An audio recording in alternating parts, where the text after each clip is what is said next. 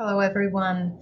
We've made it to the final session, which is a case study where I'm going to take you through a famous person's chart and go through the steps to analyze their medical astrology chart. And it gives you a bit of an insight into what the process looks like for me. I must emphasize that every person's process is a little bit different. Do keep that in mind. Honestly, I found it very challenging to try and synthesize that process into a cohesive, way to present it, because for me it is a very semi-intuitive, a little bit manic process, and you may see that in my notes. However, I hope that between me talking and the notes I've made, you can see how I've come to the conclusions I've come to, as well as referring. Make sure you refer back to your notes in this session. So all the handouts I've given, they are really worth having either on a split screen or printed out next to you. So as I go through certain things, you might want to refresh your memory, or just check, why did she say that house, or why did she say that planet, and it means that. And then you look at the handouts, you go, oh, you can reference it there, so you can help consolidate it all in your mind. This is like the fourth time I've tried recording this session. Mercury is currently in retrograde as at the time of recording this, and I can't speak. They usually don't affect me that much, but this one I am not able to make words, so bear with me. I'll try and get through this. So our celebrity case study, we're going to be using Kim Kardashian. That is because she is so famous that even if you don't know a lot about her, perhaps you're not really familiar with her TV show or anything she does, you know her face, you know of her, and you know that she's really famous. And I think there's enough information that you can gather from that, just to understand a bit about who she is. By the way, she also has some health issues that she has been very public about, and that is why I've chosen her as well. And as I said before, pause it now if you like. Get copies of reference charts as we move through this chart analysis. You may wish to pause and just cross-reference things that I've said with your handouts. And again, this is an art and a science. There is some interpretation in here. And I am treating this case study as if she is someone who came to me saying, oh, I'd love you to do my medical astrology chart analysis. I have these health issues. Generally, when I do a chart analysis, I'm looking at everything holistically, just giving the person an idea of constitutional strengths and weaknesses.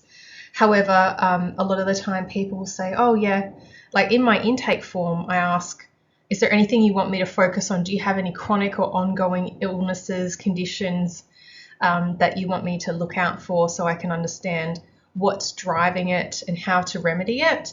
I'm treating Kim's case as if she was a person who came to me saying, yep, I want my chart read out of curiosity, but I do have these health issues I would like you to pay close attention to see if we can work out how to best support my body as to not, make them flare up, or how to deal with them.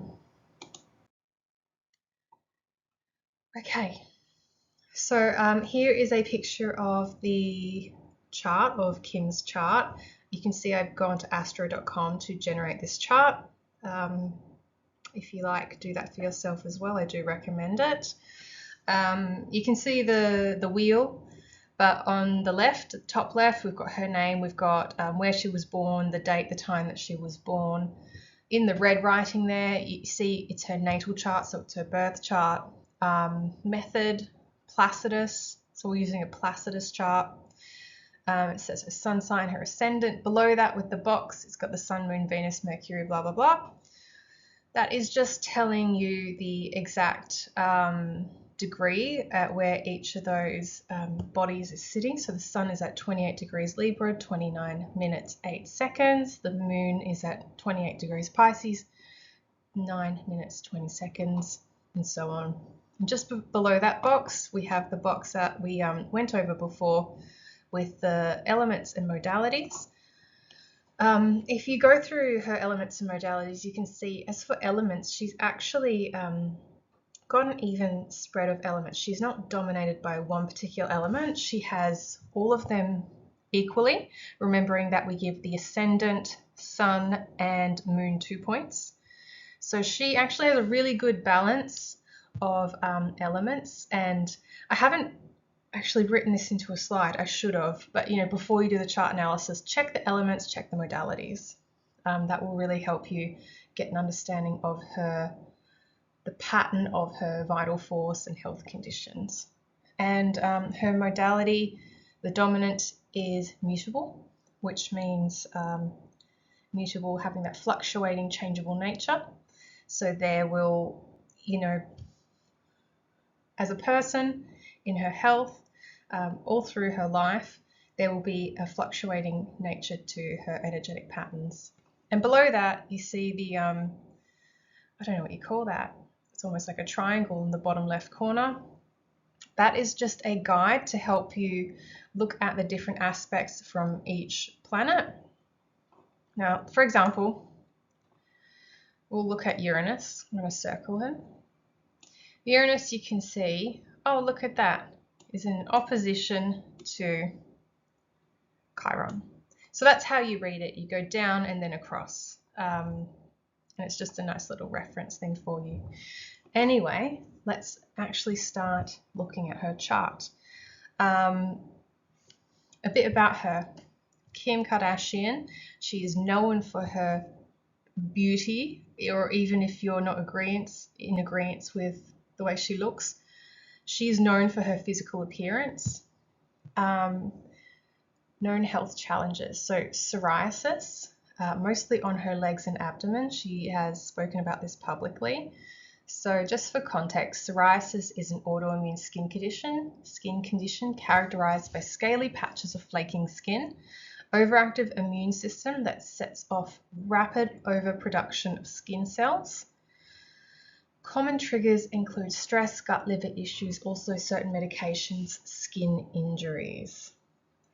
She's also spoken about having psoriatic arthritis, which is a form of arthritis linked to psoriasis. She has once said that she tested positive for lupus and rheumatoid arthritis antibodies. Lupus is an autoimmune disease that can attack many organs and tissues, including joints, skin, kidneys, blood cells, brain, heart, and lungs, so anywhere in the body really. And rheumatoid arthritis, another autoimmune illness that attacks the body's joints. So if this is what someone has told you in like a consult or in their intake form, they go, oh, well, I've got this medical history of X, Y, and Z. Just note down the things that you notice. So if this was her intake form that she gave me, immediately I'm like, there's an autoimmune picture here. So I'm going to be looking for any markers of autoimmunities or the immune system in general. But, psoriasis, psoriatic arthritis, lupus, rheumatoid arthritis, these are all autoimmune conditions. So I'd be looking for an autoimmune driver, which might be Neptune, which might be the moon. So yeah, that's just the beginning of the thought process for me. Okay, so step 1 in the chart analysis, we're going to assess the luminaries. Remembering the luminaries are the celestial bodies that emit light, so the sun and the moon. And the sun, we'll start with him. What does the sun represent? The vital force, the prana, the chi, has a little bit to do with the immunity. And in Kim's chart, the sun is in Libra in the 11th house. Let's just remember what Libra is or represents and rules. Physical beauty, skin, kidneys, homeostasis, blood acid alkaline balance, hormonal balance, and in the 11th house.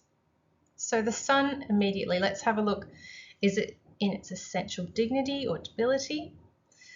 The sun in Libra is actually in its fall. So remember I gave you a chart in one of the previous sessions about essential dignities and debilities, which are places that planets can be in that either really support its energy or really hamper their energy.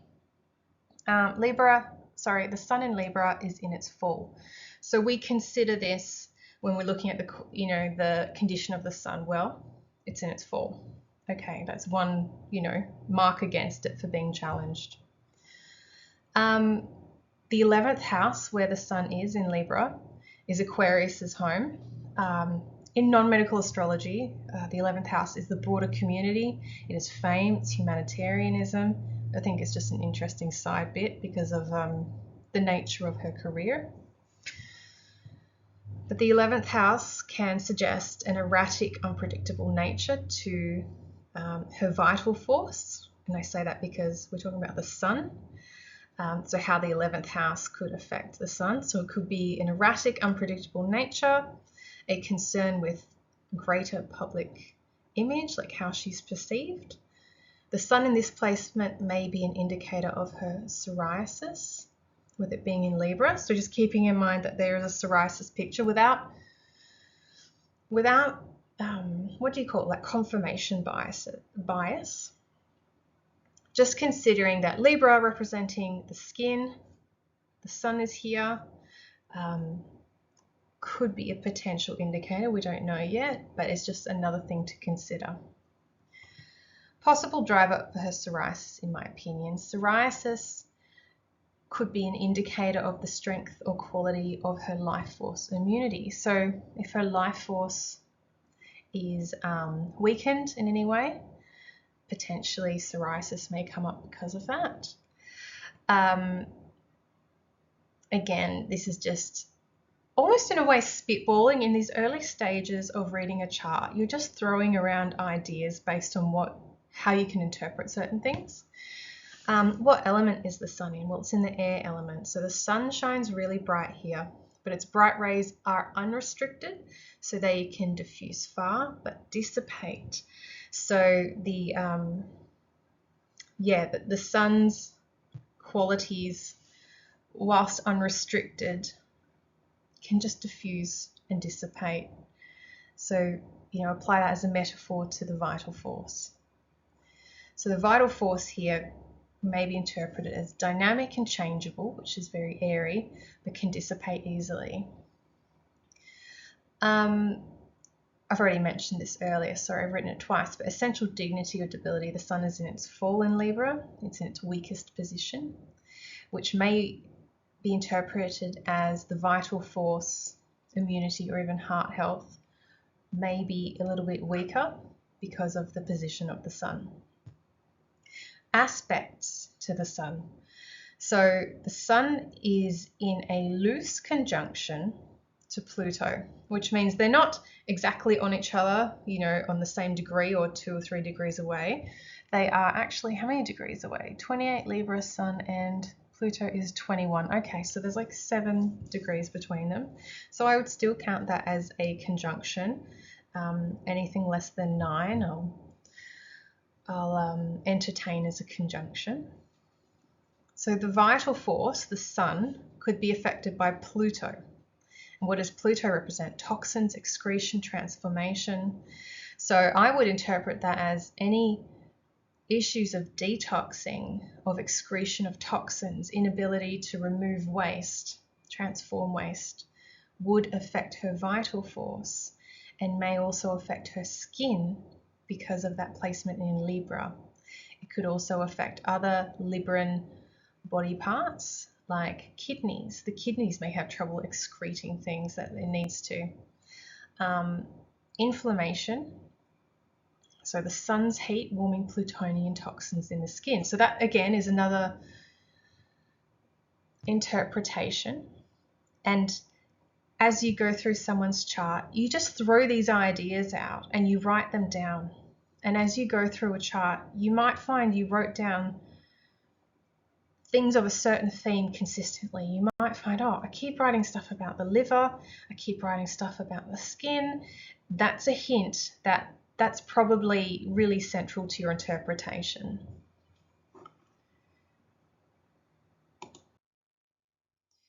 So assessing the other luminary, the moon.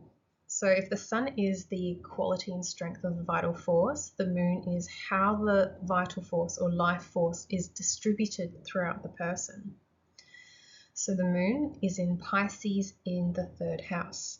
Now remembering the moon is not just, so it is how the life force is distributed, but the moon also represents emotions, immunity, stomach, breast, fluids of the body, menstrual cycle, mucous membranes. I didn't write it in there, but that's another one. And Pisces, what does Pisces represent? The immune system, lymph, fluids, autoimmunities. Pisces can dissolve barriers a bit, especially because its modern ruler is Neptune, who loves to break down barriers. So both the moon and Pisces have an immune system affinity or rulership. Immediately, oh, the immune system has come up twice. Put some weight into that. What have I written here? Immune susceptibility. Yeah, as I just said, susceptibility to maldigestion because of the moon's affinity for emotions in the stomach. Okay, yeah, so with regards to the life force, I've said exercise may be required to stimulate the life force as it can be dispersed in a slow and dreamy manner in Pisces.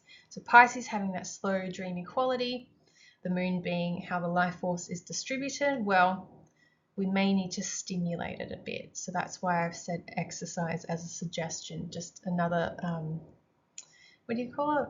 A thought exercise. The element that the moon is in, well, it's in Pisces and that's a water sign. So that again indicates a sensitivity to emotions affecting physical health. Essential dignity or debility. So is the moon in its rulership, exaltation, detriment, fall? It's in none of them actually. However, let's make some educated, intuitive guesses. The moon is the ruler of Cancer, a water sign. So the moon here is in Pisces, which is another water sign, which to me would suggest it wouldn't be too uncomfortable here. Like the moon is moist and cool. Pisces is moist and cool. So it's in a sign that is quite similar to its nature. Aspects. The moon is making an opposition to Venus, Jupiter, Saturn, and is squaring Neptune. So I'm just going to draw it in here. Just circling the moon for you. Now the little blue line that indicates at which degree the moon is actually right on the line that demarcates, or the cusp that demarcates between the 3rd and 4th house. So it's very hard to see. I might just try and draw it in for you. If I can do it straight. Oh, not very straight, but you can see that's where the line is. So yeah, the aspect, the opposition. So let's talk about the moon being in opposition to Venus. Venus is in its full in Virgo. Let me circle Venus up the top here. Venus up here is in the sign of Virgo. Venus is in its fall, so it's in its weakest position. Now, what does Venus represent? Blood sugar, beauty, kidneys. It's a very small amount of things it represents, but just to refamiliarize you with it. Issues where emotional overwhelm or immune issues, so that's that Pisces moon, cause conflict with skin health, blood sugar, perhaps acid-alkaline balance. Actually, I want to take that out.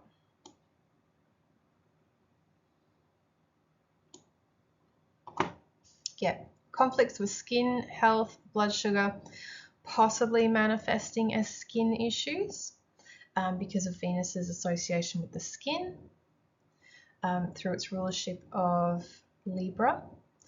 Blood impurities, blood sugar imbalances, you know, in the brackets there's psoriasis. Could that be a driver for the psoriasis? And digestive issues, so that's the moon, triggered by immune issues, autoimmune, emotional disruption, hormone imbalances.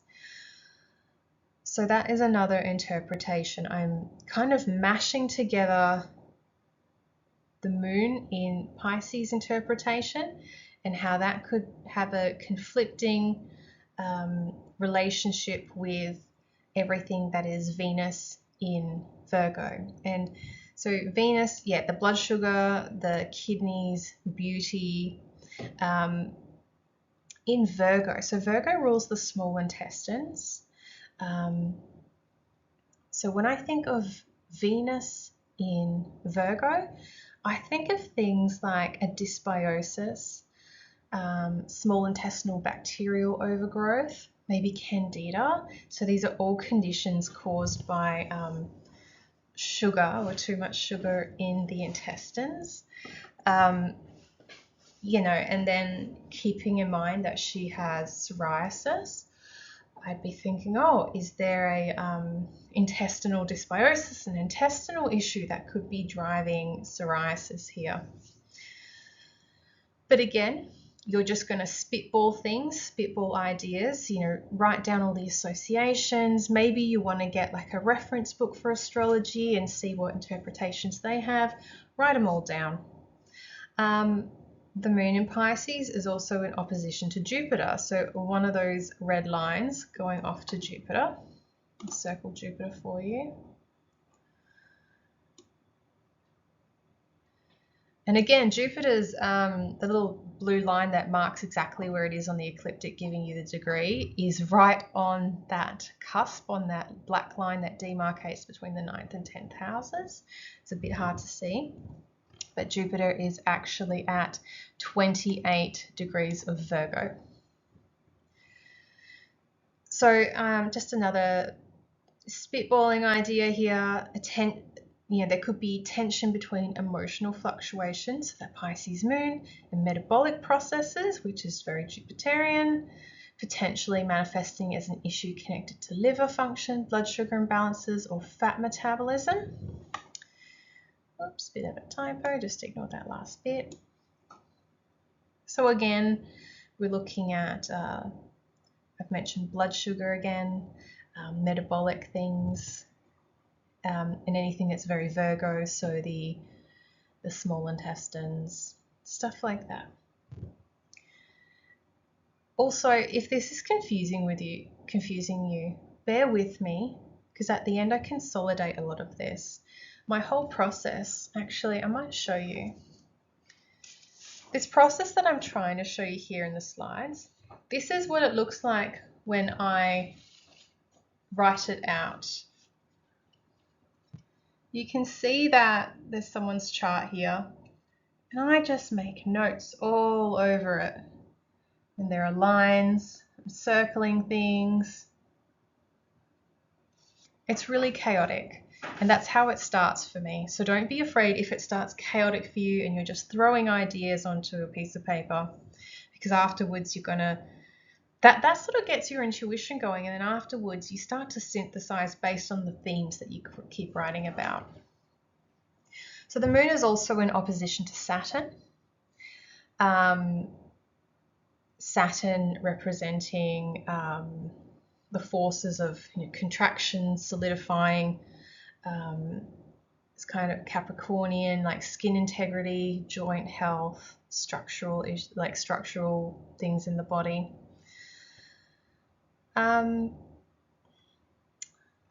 So those things of that nature could be affected when emotional overwhelm or immune dysfunction happens. So that's that moon in Pisces.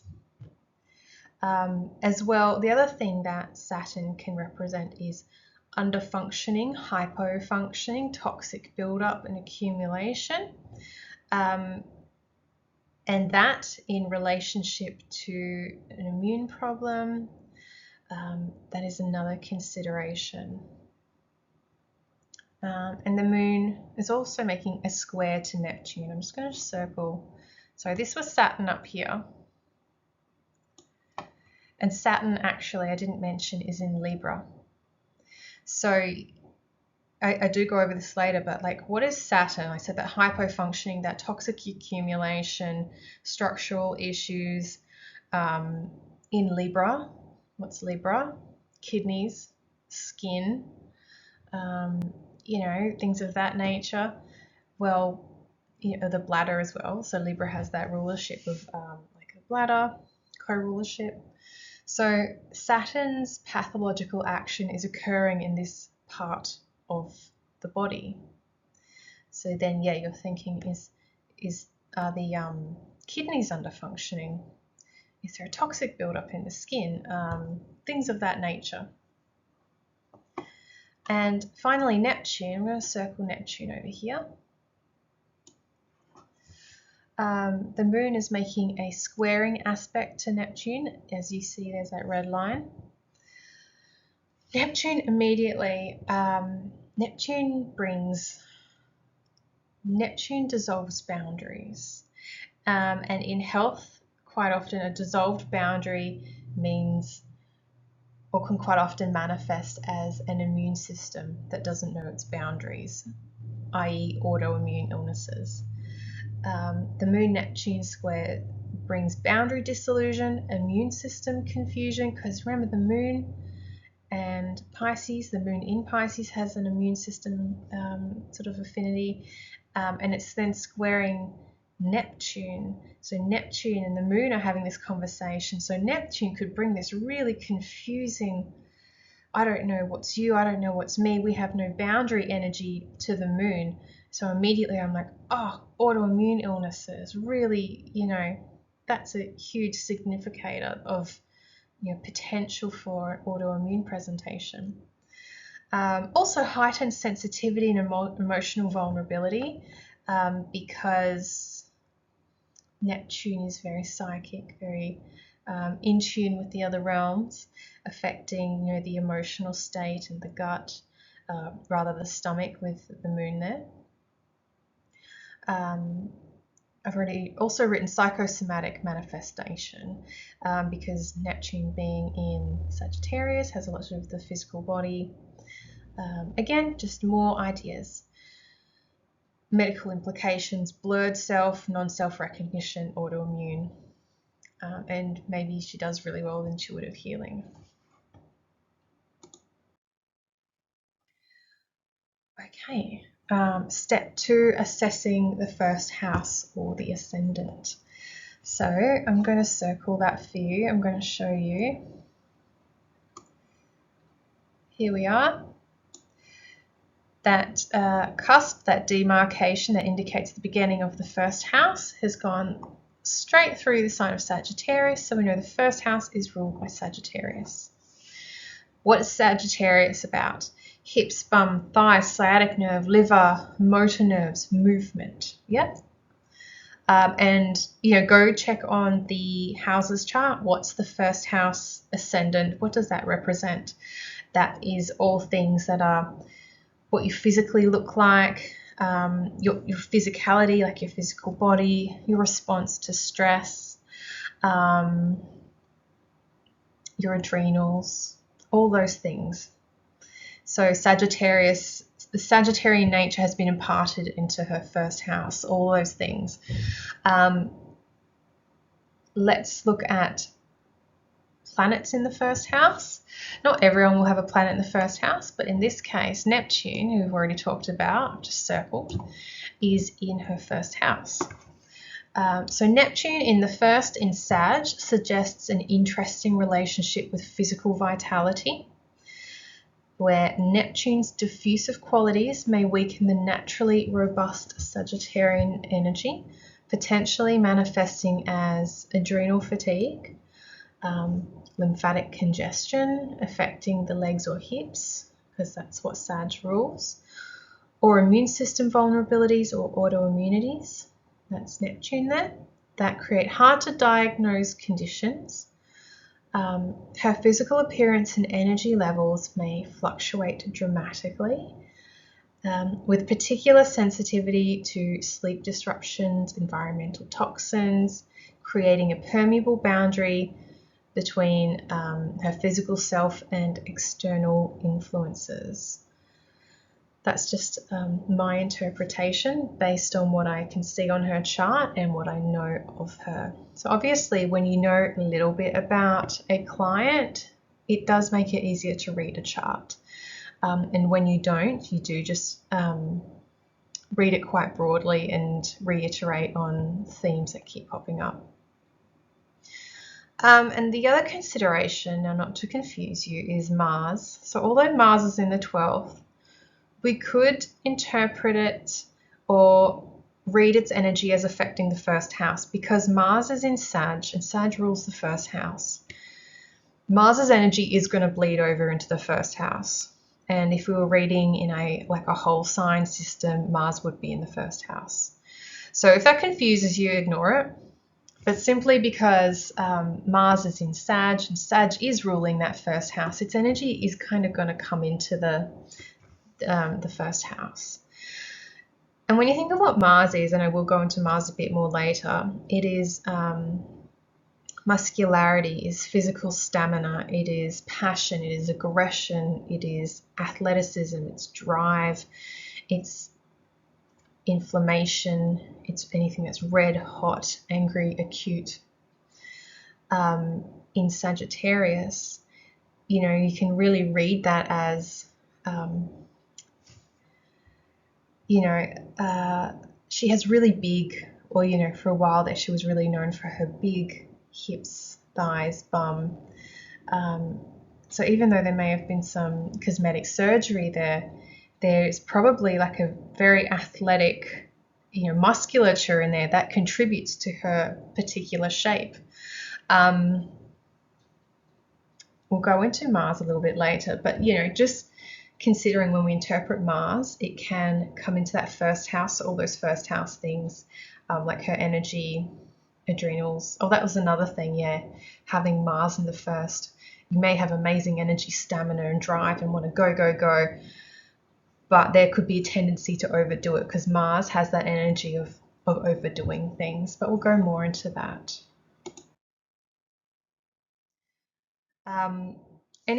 Continuing on with that first house while we're assessing it, any aspects to the first house cusp. Now let me remind you what the first house cusp is. It's this line here. I'm just going to continue it out. It's the demarcation line. That's the cusp. So Astro.com hasn't drawn in any aspects to the cusp. It usually doesn't. However, Venus would loosely be squaring the first house cusp. So Venus up here, is making a bit of a square. And we could also say that Neptune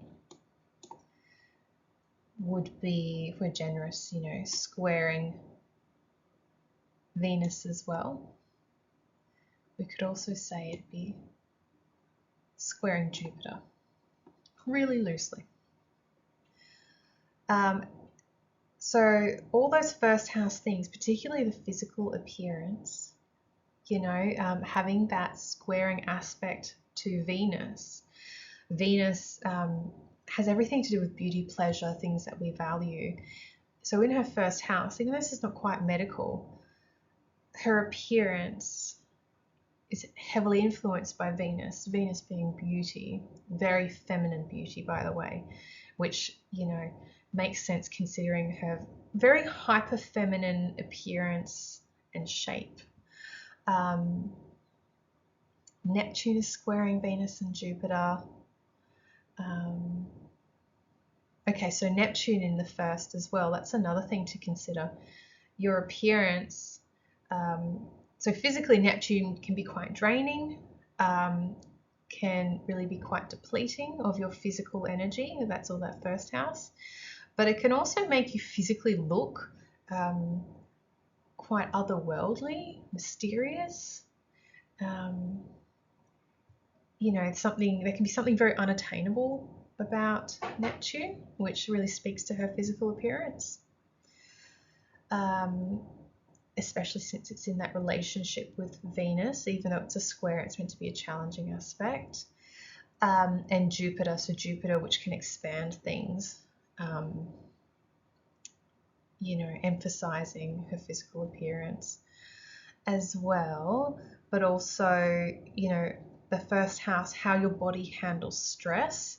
Well, there's a challenging relationship to Jupiter. So Jupiter is lipids, fats, liver. So perhaps when she's under stress, there may be, issues of the liver might be something that come up for her. And Sagittarius, the first house, what element is that? Sagittarius is a fire element. So, naturally high metabolism, robust initial vitality with inflammatory tendencies. Again, go look at the houses chart, everything that the first house represents if you just need some reminders or to consolidate. Okay, third step. Let's go over to the 6th house. I'm not going through every house in this chart analysis.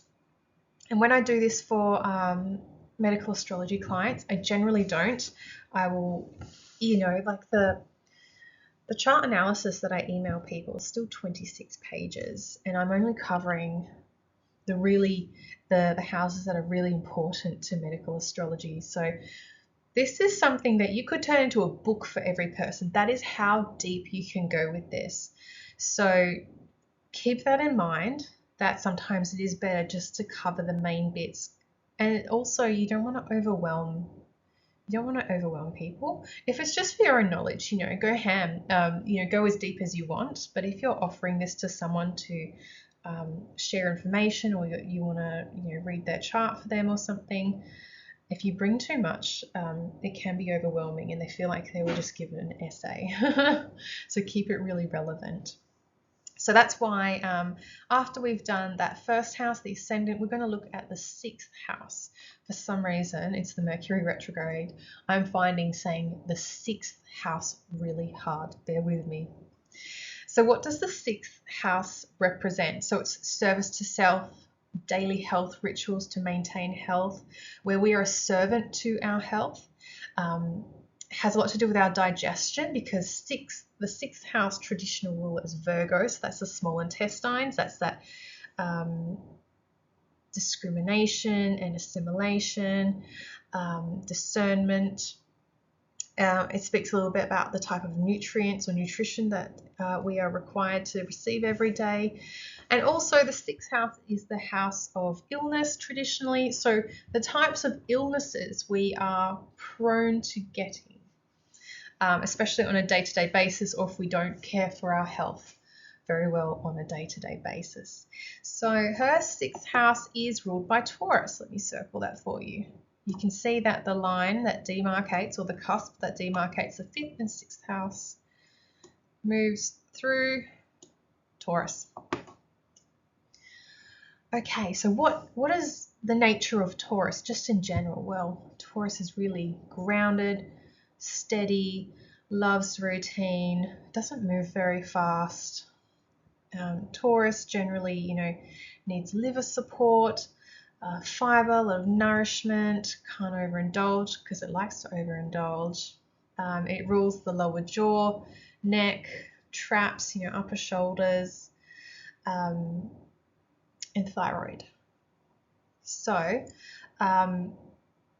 because her 6th house is ruled by Taurus, I think I go into this in the next slide. She needs to do all these Taurian support things in her day-to-day life to maintain health. I'll get to that in the next slide. But let's have a look at planets in the 6th house. She's got none. So no planet is impacting its pathological energy here. It's not really coloring the nature of the 6th house for her. The mode of the 6th house. So Taurus is a fixed sign, so it's a fixed mode. So the nature of any health issues that come from neglecting the sixth house are Taurian in nature, and because they are fixed, they are likely to be more chronic or stubborn in nature, which I think is really, really important actually, because, you know, how do I say it? It is really common to get a sixth house driven health issue, no matter what your sixth house is ruled by. So keeping in mind that modality, the element and the nature, or like the sign that rules the sixth, is really important. Okay, yeah, I have done a more of an analysis. So Taurus ruling the sixth requires regular moderate exercise, grounding, consistent meal times, sensory pleasures, potentially vulnerable areas of the neck, throat, thyroid, those areas we were speaking about, even like upper shoulder pain, risk of weight gain, toxic accumulation, because Taurus loves to graze, loves to eat. Taurus is about ingesting things, yeah? So they have a very strong digestion, but may be prone to overeating. So, you know, the Taurus nature really needs good excretion, good digestion, needs to be able to get everything out, otherwise it's just going to overload itself. A sixth house, like I mentioned before, for health actually does very well with some moderate sensory pleasures, comforts and luxuries that would actually support their health. And that's because Taurus's ruler is Venus, and that's all very Venusian. So I would recommend, if Miss Kardashian was my client, moderation in foods, regular meal times, do not overdo rich foods, bitter herbs to support liver and gallbladder, a really high fiber diet to make sure that everything that's coming in is excreted, yet proper bowel movements, regular sleeping schedule, regular time outdoors in nature. Because think of Taurus, the bull. Bull doesn't move very fast. It has the same routine every day. It doesn't want to be bothered. It just wants to be out in the pasture, munching on grass, you know, in nature, likes to eat, likes to be comfortable, all of those things. So just making sure that whilst you get those things on a day-to-day basis, that nothing is in excess, because that would be the downfall of Taurus energy, is that it loves to go to excess with sensory pleasures, and quite often that is food. So are there any aspects to the sixth house cusp? So keeping in mind that any aspects to the house cusp there, Mars and Saturn can make issues of the sixth house worse, and Venus and Jupiter can help support sixth house challenges. Mercury and Uranus are making an opposition to the sixth house cusp, so let me circle them. So you can see they're pretty much in opposition. They're at 180 degrees away from here. I interpret that, you know, Mercury is neural, it is the nervous system, it's communication, is how the body sends messages, and Uranus is spasmodic, erratic, electric, sudden, unexpected. So I would interpret this as this placement could create unpredictable digestive disruptions, where nervous system activation, Mercury, and sudden changes, Uranus, directly challenge the stable routines that the Taurus-ruled sixth house requires. Managing this pattern requires balancing flexibility with consistent anchoring practices. So just knowing that the energies of Uranus and Mercury, which can be blended together because they sit so close to each other. So that is sudden, erratic nervous system behaviors would be impacting that sixth house nature, which, you know, requires her to be very Taurian in nature. Which is why I said, you know, there's that constant anchoring that is very Taurian is required, because you are going to be having that Uranus Mercury energy opposing it or creating a bit of conflict. And keep in mind, this is really important, because a lot of people who want medical astrology are doing it because they want to understand their health in a different way. What isn't attended to in the 6th house will become a chronic problem in the 12th house. So in this case, it will become a chronic problem of the nature of Scorpio. So that is a reason to really tend to the 6th house and do all of those things that are required, no matter who you are, no matter what sign is there. You have to honor that 6th house like, your body is a temple kind of thing. Have the right nutrition, right lifestyle practices to stave off illness, because if you neglect that, you will get that 6th house illness, and if you keep neglecting it, it will become of the nature of the sign in the 12th house. We want to look for where Saturn is next. Step 4. Saturn is the likely seat of chronic disease. He determines the likely body area where there is limited energetic flow, a restriction, hypofunctioning, or potential toxic buildup. Now, I went over this very briefly earlier when we were talking about it in relation to the moon. But let's go back to it. So Saturn is in Libra, a cardinal air sign. So let me show you Saturn. Saturn is in Libra. Libra is a cardinal air sign. Immediately, I think, there could be an underfunctioning of the kidneys or a toxic buildup in the kidneys. Considering kidneys cleanse the blood, could result in toxic accumulation in the blood, maybe linked to psoriasis. Also, skin issues. Could there be like toxins in the skin or an underfunctioning of the skin? Underfunctioning of the skin is not the right way to say it. A toxic buildup in the skin, some sort of a chronic issue, Saturn in the skin or kidneys, or maybe even the ureters or bladder, which is also Libran. So just again, we're putting these ideas out, looking for themes that keep reoccurring as we go. Check for any positive or challenging aspects to Saturn, remembering that anything from the malefic planets, Saturn or Mars, not Saturn in this case, aspecting it could really challenge it. Any aspects to Venus or Jupiter, the benefic planets, could support it in a way, as well as looking for positive, like challenging and harmonious aspects. So it's conjunct Jupiter.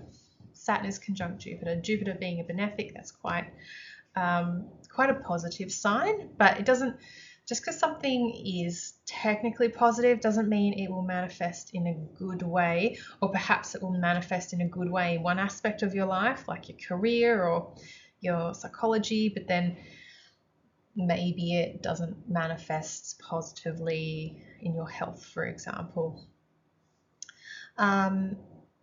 Okay, so it is conjunct Jupiter. This could potentially indicate a predisposition for, there could be a tension between expansion and contraction that could affect the renal system, particularly kidneys or adrenal function. There could be an underfunctioning and overexpansion or enlargement of the kidneys. We're, just having a guess, assuming that there's anything going on with the kidneys, or even just mentioning this as an energetic potential with this placement, if that makes sense. So if you're talking to a client, or you're writing this for a client who you know nothing about, just saying that because of this placement, there is potential for your kidneys to be challenged. So please make sure you manage and pay attention to kidney health through your life. Does it mean you'll get anything? Does that mean you will have problems with your kidneys? Not necessarily, but you have the energetic signatures here that could predispose you to it. So that's how I would word it. That placement represents the body's ongoing negotiation between the growth and conservation processes, because Jupiter and Saturn are very like opposing energies, with particular emphasis on the filtration and balancing systems that Libra governs. So the filtration, the blood, the balancing, the homeostatic mechanisms with Jupiter and Saturn there can be a bit of like a push-pull energy, I think, anyway. Issues of a sluggish liver. So sluggish being Saturn, liver being Jupiter. That could be an interpretation of it as well. And of course, there is that liver, gut, skin axis. So, you know, if there's issues of the liver, quite often we see issues with the skin, or if there's issues of the skin, there's issues of the liver and gut and so on. The other aspect is that Mars is making a sextile, so it is 60 degrees away from Saturn. This could potentially mean inflammation, so that's Mars, could be impacting the Saturn, Jupiter, or kidneys. And even though a sextile is positive, sometimes it can indicate too much ease or energy flow, and also consider this is an aspect between two malefics. What else could that mean? I'm just thinking there's something else. Mars sextile Saturn.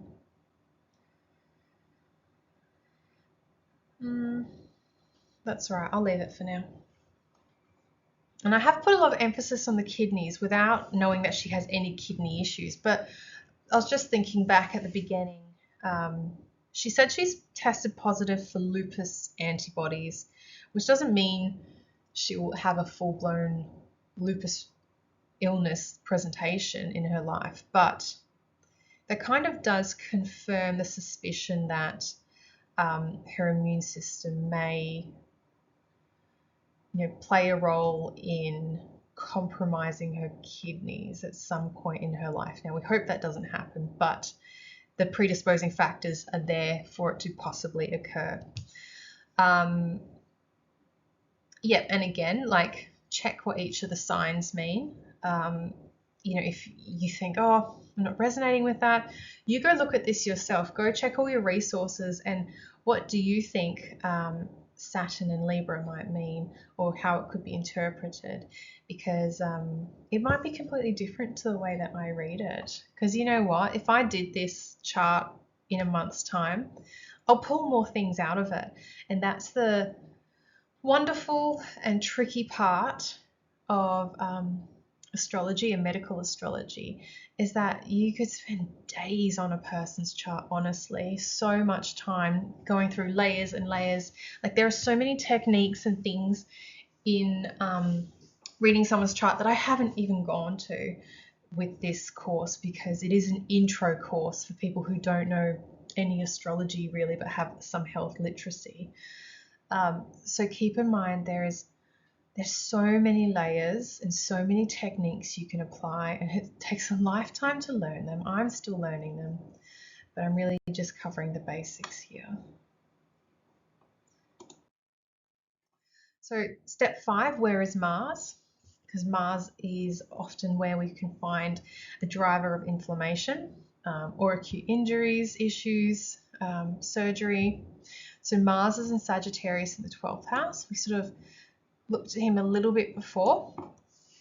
So Mars is in Sag, and Sag is a mutable fire sign. So we've got hot inflammatory Mars in a hot fire sign, so that really drives Mars's energy for sure. What was I going to say? It's an immutable sign. So because Mars is in a sign of mutable energy, it could indicate that any inflammatory issues would have a fluctuating nature to them. Mars in Sag could suggest potential for inflammation of anything in the hips, bum, thighs, leg, or sciatic nerve, or liver, which is that Sag-Jupiter connection. Also sports-related injuries. And as I sort of said before, surgery, which is very Martian, to her hips, bum, thighs, which we know she's had And it's just really interesting to point it out in a chart that that is definitely there. Any aspects, so Mars is making a sextile to that Jupiter Saturn, who are conjunct up there again. So there's a blue line going to Jupiter, I think, but I'll just read it as that Jupiter Saturn conjunction. Mars inflammation could be impacting Saturn, Jupiter, kidneys, or the skin, all those Libran things. So the pathological action of Saturn is feeding into the pathological action of Jupiter and Saturn in the body part that Libra rules. So that is the kidneys, ureters, skin, homeostatic mechanisms, and so on and so forth. I don't know if I come back to this, but as I read it, to be honest, I think the Saturn and Jupiter to me seem like real potential drivers of skin issues. She has a lot going on in Libra. So even though Saturn is in Libra and Jupiter is in Virgo, their energies are overlapping and still having an effect in Libra together a bit. So that's what we call an out of sign conjunction, where the two planets are conjunct, but they're not in the same sign. But yeah, because there's so much happening in Libra, I'm like, oh, those Libran body systems, there is a lot of energy impacting it. And so if we just look at, Saturn having some sort of aspect to Mars as an inflammatory toxic accumulation, so inflammation, Mars, toxic accumulation, underfunctioning, toxic buildup, that's Saturn in Libran areas. So that's either in the blood or even though blood is not quite Libran, it sort of has like a role in it, but that toxic accumulation in the skin, pathological action in the skin area, yeah, I'm just sort of throwing my thoughts out there. Inflammation affecting the skin, Libra, liver, Jupiter, driving toxin buildup in the skin or chronic skin issues like her psoriasis. Okay, some miscellaneous notes, just other things. Noting that Venus is fallen in Virgo, so anything to do with Venus. Know that Venus is in the worst position it could be in the chart in terms of what sign it's in. Pluto is in its fall in Libra, so all the modern planets, Pluto, Uranus, Neptune, we have its dignities and abilities, so its rulership, exaltation, fall, and detriment. They're only sort of newly assigned. So that's why I say possibly, but this is, according to the chart, according to what I read, the best guess that we have. So Pluto is possibly in its fall in Libra. So knowing that Pluto over here is quite compromised, or it's like pathological action may be more pathological, if that makes sense. The Sun is in its fall in Libra as well. So both Pluto and the Sun, who are actually almost conjunct, are really, really compromised in Libra. Pluto is toxins, transformation, excretion. Again, so in Libra, the skin maybe. Uranus may be in its exaltation in Scorpio. I haven't really gone much into Uranus, but it's just another thing to consider. And Saturn is exalted in Libra. So Saturn actually does really well in Libra, expresses himself quite happily there. Talking non-medical astrology, Saturn and Jupiter right there on her 10th house cusp in Libra. This is why she is so famous for her beauty, her skin products, her body like shapewear stuff, because we have Jupiter sitting there on the 10th house cusp, which is expansion, bigger than you can imagine. It's so huge. And then we've got Saturn, where you've worked really hard and your efforts have paid off. That this is one of the indicators of her fame. Saturn is in a really good position here, because Saturn can be really, really difficult, but when it's well positioned, can bring a lot of good fortune, but it comes from hard work. Give her that. But that's not medical astrology. That's just interpreting it in regular astrology. And you can see how it's kind of different, but kind of similar, because, you know, she has skin issues, but she's also quite fixated on her skin and what it looks like and skin products, etc. I guess that's a good point. Like, if you know anything about someone, or you're reading a famous person's chart, what you already know about them can give you hints, if that makes sense. It doesn't surprise me that Kim Kardashian has a skin issue, and that it's really easy to read in her chart, because, you know, her whole brand is around her physical appearance, her beauty, her flawless skin products, makeup, etc.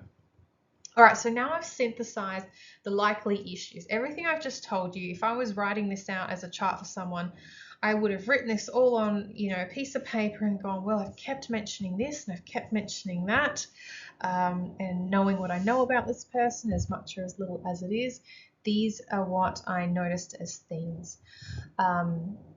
Based on minimum 2 to 3 indicators, whether they're aspects or, you know, debilities, and particular positionings, to suggest a health issue.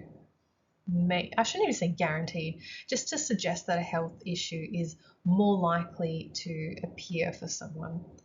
And before I continue on, the other thing is, if you notice something really beautiful in someone's chart, really empowering, because they are there, and it's really easy to overlook that in medical astrology because you're just looking for like health issues, write that in. I do, because it's nice to know, you know, there are good things happening too. And even when something is challenging, quite often I try, or like I can see how that can be a gift, especially things around Chiron, right?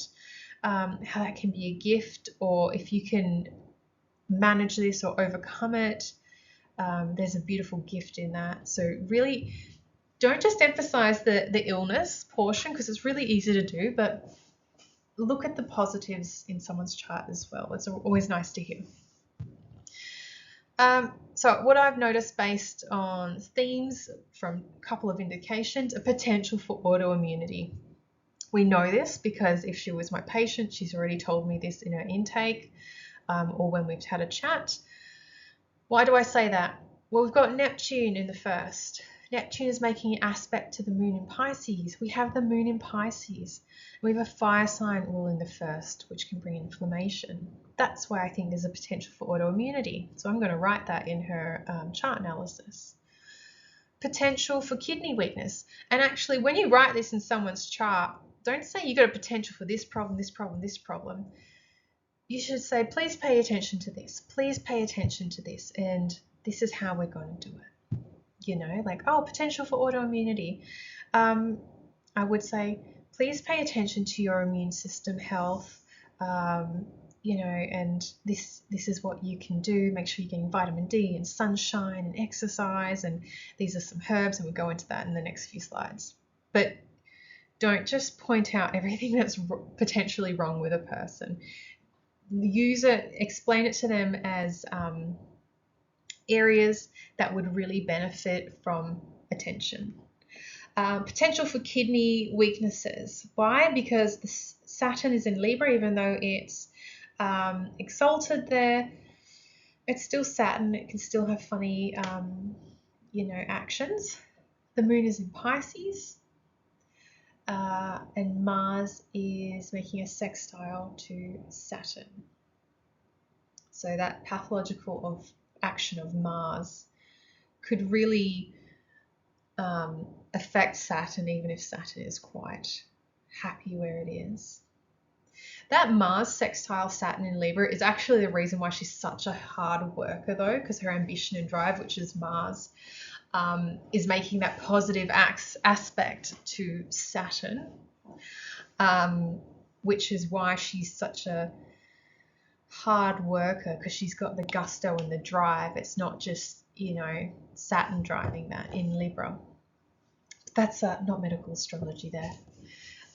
Potential for skin issues. Why? Because Saturn is in Libra, Mars is in the first. Saturn, I wrote that twice. The Sun is fallen in Libra. The Sun is conjunct Pluto. And I don't think I wrote it in here, but that Pluto is, I think I said it in the last slide, fallen or in its detriment. Pluto is uncomfortable in Libra as well. So that's another thing to consider with skin issues. I wonder if I can write that in.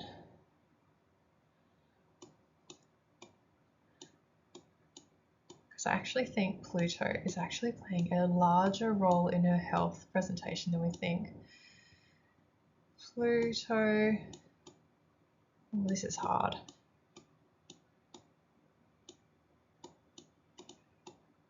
I'll just write Pluto detriment in Libra.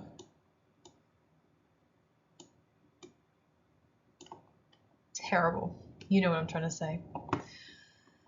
So there's actually 1, 2, 3, 4, 5 indicators here of a potential for issues around skin. So that's like, oh, focus on that.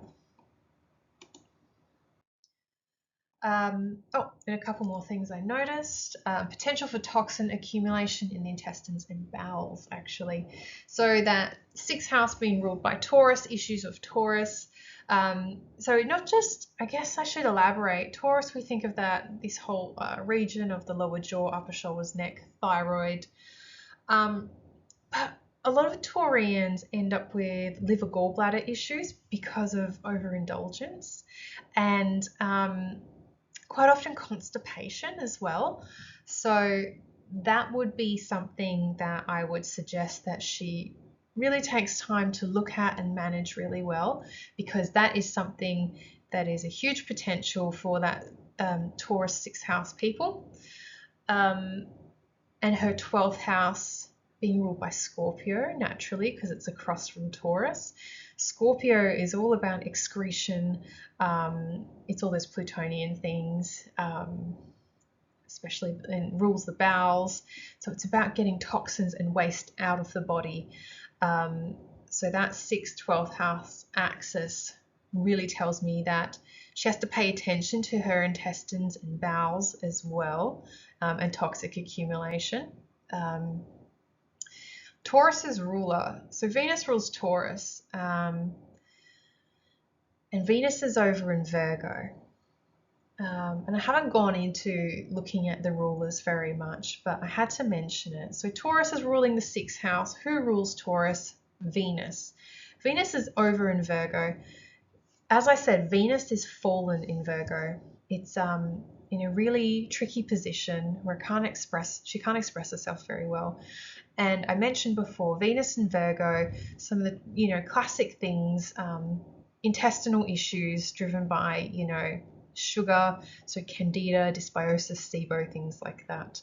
So there's 3 indicators there that her intestinal health and bowel health really need to be looked at. So she really needs to keep them super clean. And potential for liver issues. We had Jupiter conjunct Saturn, so Saturn's pathological action could be affecting Jupiter. Taurus ruling the 6th, again, because Taurians often get liver issues. And Mars in Sagittarius, so inflammatory Mars in Sag, because Sag's ruler is Jupiter. There is that sort of liver affinity with Sag. So I've, kind of just gone through the main things that I see: the autoimmunities, the skin issues, maybe kidney issues, toxin accumulation or need for attention to bowel intestinal health, and liver issues. Okay, now we're going to go into how we bring in the Astro-Herbalism to, remedy or to support any challenging areas of her health or in her chart. So we've mentioned Neptune a lot as a potential driver of autoimmunity. Now we know she has an autoimmune condition going on anyway, so treating her autoimmunities herbally will always be appropriate, but now we've got that extra layer of information to confirm it that Neptune looks like it might be contributing. So Neptune is diffusive, elusive, dissolving, lacks boundaries. So use something of the nature that creates boundaries and structure, particularly for the immune system, something that tonifies, strengthens. So we choose something of the nature of Saturn or perhaps Mars, because Mars, now you do have to be careful. Let me stop right there. I wouldn't just read someone's chart and give them herbal remedies. I might cautiously offer them tea suggestions for something, but going into treating them herbally, this does require a consult, and of course you have to be licensed or, trained and registered so you can prescribe herbs legally and safely. But should you go and read someone's chart to them and they say, okay, cool, I would like to see you, as a herbalist, as a naturopath, as whatever practitioner you are, and I would like to treat some of my issues that are going on, in my day-to-day life that you've also identified in my chart, then with the consultation, you could start this process. But I just want to show you how I've come to this. We're going to create a herbal remedy and how I have justified my selection, how I got there. So because we have this dissolving of boundaries of the immune system, which means the immune system can't identify what is other and what is self, we want to rebuild those boundaries and help the immune system discern what is different, what is me and what is not me. So we're building things back up. So I've said something of the nature or Mars. I will be very careful with Mars, because Mars can stimulate the immune system, but if the immune system doesn't know what to act upon, that could be detrimental. So I would actually, I don't know. If you're a herbalist or naturopath, you're trained, you know when to use this. Or perhaps Mars, maybe not Mars, but something of the nature of Saturn would be very appropriate, in the sense that Saturn can strengthen certain things and help with rebuilding those boundaries. I have suggested here as appropriate herbs, cleavers. Cleavers are a Saturnian herb. They are well indicated for skin eruptions like psoriasis, cleansing the blood. Nettle leaf, another herb of Saturn, anti-rheumatic, treats autoimmune arthritis, be very appropriate. Echinacea, with a question mark. Echinacea belongs to Mars. Some would say actually the sun as well, so that's up to you. An immune modulator, lymphatic, anti-inflammatory. So echinacea could be used carefully in an autoimmune case. And it has that stimulating nature, because Neptune, I've mentioned how dissolving and elusive and diffusive it is. It's also not very energetic. It's a very slow sort of energy. So to stimulate the immune system, to bring it some pep, some energy, a more gentle Martian herb might be really appropriate. I know I've crossed it out. You really just sort of have to use your, know your client. So you're not just basing it on their chart. Talk to them in person about what you think is going on and whether you think something is safe to prescribe or not. But anyway, I just wanted you to understand, treating Neptune, these are some herbs that I think might be appropriate. Okay, so we're trying to remedy or support Saturn, who might cause her kidney weakness or issues of blood quality leading to psoriasis. And you would find out exactly what is going on because you would talk to this person before you prescribe things. So Saturn can cause underfunctioning, slowness, chronicity, crystallization, etc. Support kidneys and counter Saturn's pathological action with a Venusian herb for the kidneys and blood. For the kidneys and blood cleansing depurative. I wrote that terribly. a Venusian herb, because that would cover kidneys and blood cleansing depurative actions, or to counter Saturn's energy, a solar herb, or both, to support the sun in Libra, who is also fallen. I've kind of gone off track there. I was talking about Saturn, but I brought the sun into it. But a solar herb would also counter some of Saturn's pathological action, because Saturn, which can be depleting and tiring and slowing, you know, a solar herb is tonifying and strengthening and vitalizing. So some herb suggestions I've put here: burdock, under the rulership of Venus, a diuretic, helps dissolve kidney stones. I believe burdock, give me a second, it might be a blood cleanser as well. I'm getting it confused. Depurative, yeah. So traditionally they would call that a blood cleanser. Depurative gets rid of toxins and stuff like that. Goldenrod is under the rulership of Venus, prevents and treats kidney stones. But if she said to me, I've never had a kidney stone in my life and my kidneys are going great, well, I'd be like, okay, I don't need to treat kidney stones.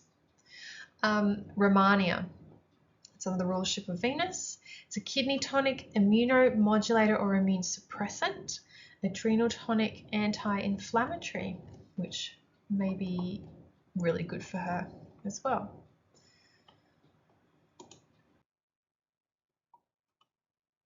So we want to remedy any skin issues if that actually is a problem, and the drivers being Saturn, Mars and Pluto.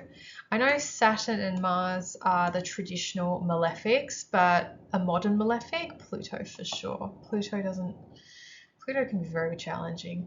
So we would remedy this with perhaps a Venusian herb that would have affinity for the skin. So it's a benefic, it's countering the malefics, and it's also got an affinity for the skin, because we're talking about skin issues. So it has a balancing and countering effect on the Saturn, Mars, Pluto malefics. Another, appropriate herb suggestion, again, burdock, blood cleanser, affinity for skin manifestations, and that's Venusian. How do we support that 6th house Taurus, 12th house Scorpio axis that can bring about toxin accumulation and bowel issues? Well, Plutonian herbs would encourage elimination and cleansing, which would be appropriate, and Jupiterian herbs would encourage bowel movements and detoxification, especially via the liver. So appropriate herb suggestions: poke root. That's a beautiful Plutonian herb. There's not a lot of Plutonian herbs. We're kind of learning about them, but I would definitely give poke root to Pluto. It's a powerful depurative lymphatic. You only need a little bit for a big impact. Anti-inflammatory, cleansing. That would be so appropriate. Dandelion root, under the rulership of Jupiter. It's a bitter tonic, choleretic, cholagogue, mild laxative, helps promote regular bowel movements. And St. Mary's thistle, under the rulership of Jupiter, another choleretic, antioxidant, hepatoprotective, indicated for sluggish liver that needs detox support and constipation. So all of those issues under St. Mary's thistle is very common for a Taurus or Taurus 6th house to experience, should they not be managing their 6th house really, really well.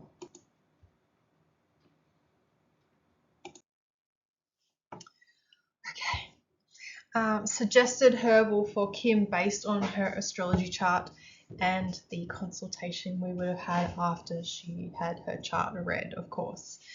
I would suggest for her burdock, cleavers, romania, dandelion. Burdock, herb of Venus, supports kidneys, treats psoriasis. It's a depurative, it's a very balancing herb.